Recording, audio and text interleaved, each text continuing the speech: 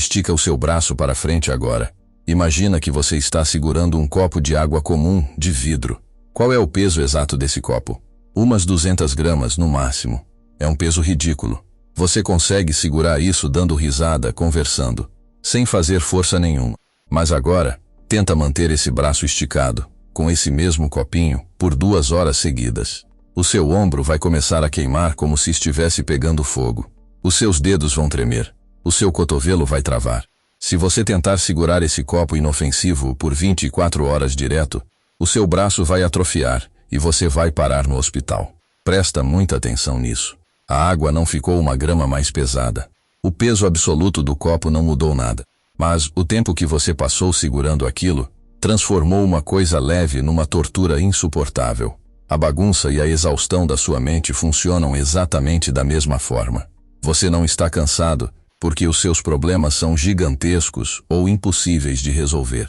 Você está mentalmente destruído porque você não sabe a hora de colocar o maldito copo em cima da mesa. Você carrega conversas mal resolvidas por semanas. Você carrega uma crítica que ouviu no trabalho por meses. O peso original do problema era leve, mas o tempo que você passou segurando aquilo apodreceu o músculo do seu cérebro. Para aprender a soltar esse peso, a gente precisa sair do mundo moderno um pouco.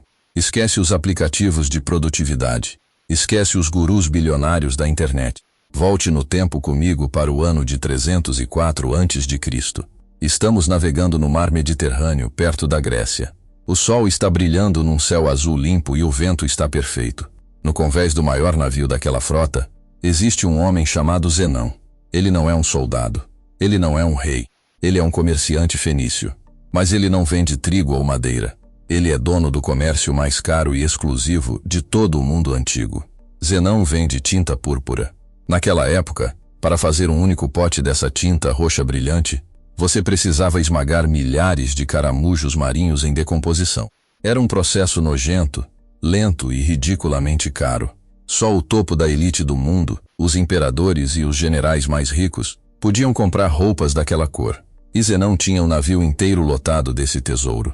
Ele estava literalmente navegando em cima de milhões de dólares da época. Era o auge da vida dele. O trabalho de uma vida inteira. Mas o mar não liga para o seu planejamento financeiro. O mar não liga para o quanto você trabalhou duro para chegar ali. Uma tempestade brutal, rápida e invisível se formou no horizonte. O vento mudou de direção num estalo. O navio gigante balançou, perdeu o controle e bateu violentamente de frente contra os recifes de pedra. A madeira rachou no meio, e Zenão, jogado na água salgada, foi obrigado a assistir o navio dele afundar. Todos os potes de tinta roxa, todo o ouro, toda a história da família dele, tudo foi engolido pela escuridão do fundo do mar em menos de 10 minutos. Ele perdeu absolutamente tudo. Ele saiu da água e se arrastou até a areia da praia de Atenas apenas com a roupa encharcada do corpo. Como você reagiria no lugar dele? Qualquer pessoa normal passaria o resto da vida chorando, maldizendo os deuses e remoendo aquela injustiça cruel. O copo de água seria tão pesado que esmagaria a alma dele. Mas Zenão tossiu a água do mar, olhou para os destroços flutuando, e disse uma frase que mudou a história do pensamento humano. Ele disse: "A fortuna quer que eu filosofe com menos bagagem." Ele não sentou para chorar. Ele andou até o centro de Atenas. Ele sentou numa escadaria pública chamada Stoa Poiakili, que significa pórtico pintado. Ele começou a ensinar uma forma radical de organizar a mente no meio do inferno. E o nome daquele lugar, Stoa, deu origem à escola que nós conhecemos hoje como estoicismo. Antes da gente entrar no segredo pesado que Zenão descobriu para não enlouquecer, eu preciso te fazer um convite rápido. Se você está cansado de vídeos rasos e quer mais histórias que explodam a sua cabeça desse jeito, clica no botão de curtir aqui embaixo. Já se inscreve no canal agora. Assim você me avisa que a sua mente tem fome de coisas grandes. E eu garanto que o seu tempo aqui sempre vai valer ouro. Feito? Então volta para Atenas comigo. O grande segredo que Zenão e depois os imperadores romanos usaram para organizar o cérebro se chama a cidadela interior. Imagina que a sua mente é uma cidade medieval. A maioria das pessoas de hoje em dia vive numa cidade sem nenhum muro de proteção. É um lugar com as portas escancaradas. Qualquer um pode entrar e fazer o que quiser. Um cara te fecha no trânsito, grita com você. E o que acontece? Ele acabou de entrar na sua cidade mental com as botas sujas de lama e pisou no sofá da sua sala. O seu vizinho coloca uma música alta e irritante. Ele acabou de invadir a sua cidade e roubou a sua paz. Uma notícia terrível na TV entra pelos portões e incendeia os seus pensamentos. Você não tem controle de fronteira. Qualquer mendigo mental, qualquer problema inútil entra, bagunça tudo e suga a sua energia. O estoicismo te ensina a construir uma muralha de pedra intransponível ao redor da sua consciência. Os muros da cidadela interior. Eles faziam isso usando uma técnica visceral chamada a disciplina do assentimento. Parece um nome complicado, mas a lógica é brilhante de tão simples. Tudo o que acontece ao seu redor, cada coisa que você vê, ouve ou sofre, é apenas uma impressão. É uma batida no portão do seu castelo. Um estímulo externo querendo entrar. A pessoa não treinada deixa o portão aberto, o estímulo entra e a reação é imediata. Te xingaram? Você xinga de volta. Perdeu dinheiro? Você se desespera. Mas o estoico treinado coloca um guarda na porta. Quando o problema bate no portão, o guarda olha pela fresta e diz: espera, você é só uma impressão externa, você não é eu. Existe um espaço vazio de 3 segundos entre a ofensa que você recebe e a sua reação a ela. Nesses 3 segundos está escondida toda a sua liberdade como ser humano. Você não pode escolher se o navio vai afundar. Mas você é o dono absoluto, o imperador incontestável, de como você vai reagir quando o barco bater na pedra. Isso é não dar o assentimento. É olhar para o caos acontecendo fora do muro e dizer: isso não me pertence. Isso não entra aqui. Mas e quando o caos não vem de fora? E quando o problema é o medo do que ainda vai acontecer? É aqui que a sua cabeça vira um verdadeiro liquidificador de ansiedade. Você sofre por demissões que ainda não ocorreram. Você sofre por doenças que o médico nem diagnosticou. Você chora por pontes que ainda nem chegou perto de atravessar. Para limpar essa bagunça futura, os estoicos criaram a arma mais sombria e eficiente da filosofia.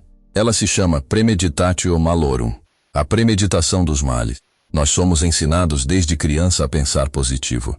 Pensa que vai dar certo, que atrai. Foca na vitória. Os estoicos riam dessa fragilidade de pensamento positivo. Porque quando você só pensa que tudo vai dar certo, você fica de guarda baixa. Aí a vida vem, te dá um soco no estômago. E você desmorona porque não estava preparado. A premeditação dos males é o exato oposto. É você sentar num lugar silencioso e forçar o seu cérebro a visualizar o pior cenário possível e imaginável, em todos os detalhes sangrentos. Vai fazer uma viagem de carro amanhã? Fecha o olho e imagina que o motor fundiu no meio do nada, embaixo de uma chuva torrencial, sem sinal de celular, no meio da madrugada. Vai apresentar um projeto para o chefe? Imagina ele rindo da sua cara, amassando o papel e te demitindo na frente da empresa inteira. Isso soa deprimente, não soa? Mas o efeito que isso causa no cérebro humano é pura mágica química. Quando você visita o inferno mentalmente de forma intencional, você perde o medo dele. Você olha para aquele cenário horrível na sua cabeça e o seu cérebro percebe algo libertador. Você percebe que, mesmo se o pneu furar na chuva, você sobrevive. Mesmo se você for demitido e humilhado, você ainda respira. Você ainda tem os 2 braços. Você recomeça. O medo do desconhecido evapora, porque você já conheceu o pior através da imaginação. Isso arranca a raiz da ansiedade com uma pá de aço. Você para de ter medo das sombras, porque você já acendeu a luz e viu que o monstro não pode te matar de verdade. A sua mente, que estava bagunçada com dezenas de "e se der errado", fica limpa e afiada como uma navalha. E por último, quando o mundo parece apertado demais, quando parece que a sua vida é pequena e que os seus problemas atuais são o centro da existência humana, eles usavam um golpe de misericórdia chamado o voo do pássaro. Imagina que a sua consciência sai do seu corpo agora. Ela sobe e flutua até o teto do seu quarto. Você olha para baixo e vê o seu corpo pequeno ali, sentado, se remoendo por causa de um boleto ou de uma briga de trânsito.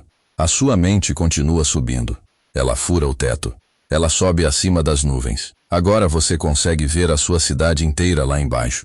Milhões de pessoas em carros minúsculos, correndo de um lado para o outro. Cada pontinho daquele tem sonhos, tem medos, tem dívidas, tem corações partidos, igualzinho a você. Sobe mais. Agora você vê o continente inteiro. Você vê guerras acontecendo em cantos escondidos, florestas queimando, impérios invisíveis sendo erguidos e destruídos debaixo das nuvens. Sobe mais um pouco. Você sai da atmosfera. Você olha para trás e vê apenas uma bola de gude azul e pálida, suspensa no escuro infinito do vácuo, no meio do mais absoluto e gelado silêncio do espaço. Todo ser humano que já existiu, todo assassino, todo herói, todo ditador e todo camponês, viveram e morreram grudados nessa poeira cósmica flutuante. Qual é o tamanho real daquele problema que não te deixou dormir ontem? Qual é a verdadeira gravidade da opinião daquele seu parente chato? Fica ridículo, não fica? As coisas perdem o peso esmagador quando você entende a sua própria insignificância. O voo do pássaro não é para te fazer sentir um nada. É para te libertar das algemas que o seu próprio ego colocou nos seus pulsos. É para limpar as salas sujas do seu cérebro e jogar fora todas aquelas caixas de problemas falsos. A vida moderna lucra com a sua distração. As redes sociais lucram quando você fica indignado. As empresas lucram quando você se sente ansioso e precisa comprar algo para se consolar. O caos lá fora é um modelo de negócios desenhado para invadir a sua cidadela. Mas agora você conhece a porta. Você sabe quem é o guarda que fica no portão das impressões. Você sabe como olhar para o pior cenário sem piscar.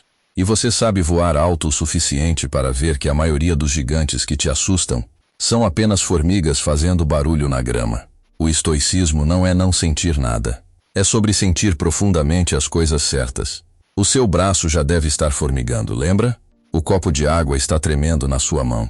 A água não ficou mais pesada. Apenas está na hora de soltar. Você não precisa carregar os destroços do navio para sempre nas costas. Abre a mão. Solta o copo. Deixa o vidro bater na mesa e esvazia o que não importa mais. Sua mente finalmente agradece. Fica bem. A gente se vê do lado de dentro das muralhas no próximo vídeo.